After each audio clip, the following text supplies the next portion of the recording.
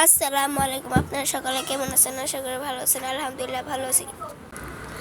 আজ আপনাদেরকে ডিম ভুনা করে দেখাবো। প্রথমে আমি কড়াইয়ের মধ্যে 3টা ডিম দিয়ে দিলাম। 3টা ডিম দেওয়ার পর এটা ভালো করে ঢেকে সিদ্ধ করার পর আমি এখন ডিমগুলো চুলিয়ে মশলাগুলো দিয়ে মেখে এখন আমি তেলে ভেজে নিচ্ছি। ডিমগুলো ভালো করে ভাজা হয়ে গেলে নেড়ে চেড়ে আমি নামিয়ে নিব। এখন আমি কড়াইয়ের মধ্যে তেল দিয়ে দিচ্ছি।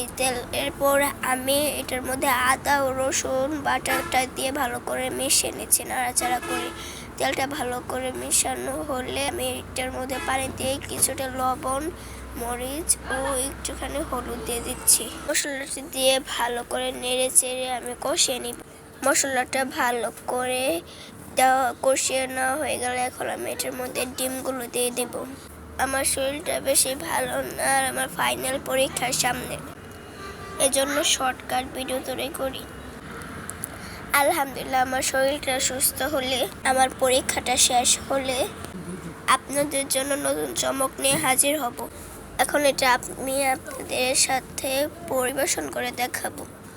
আবার ফাইনাল পরীক্ষাটা শেষ হলে, শরীরটা সুস্থ হলে আপনাদের সামনে নতুন ভিডিও নিয়ে হাজির হব।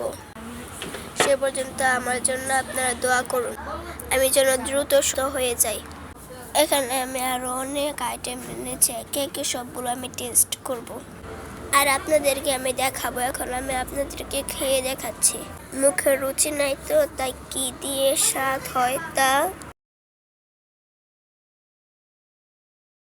ভালো থাকবেন, সুস্থ থাকবেন। আল্লাহ হাফেজ।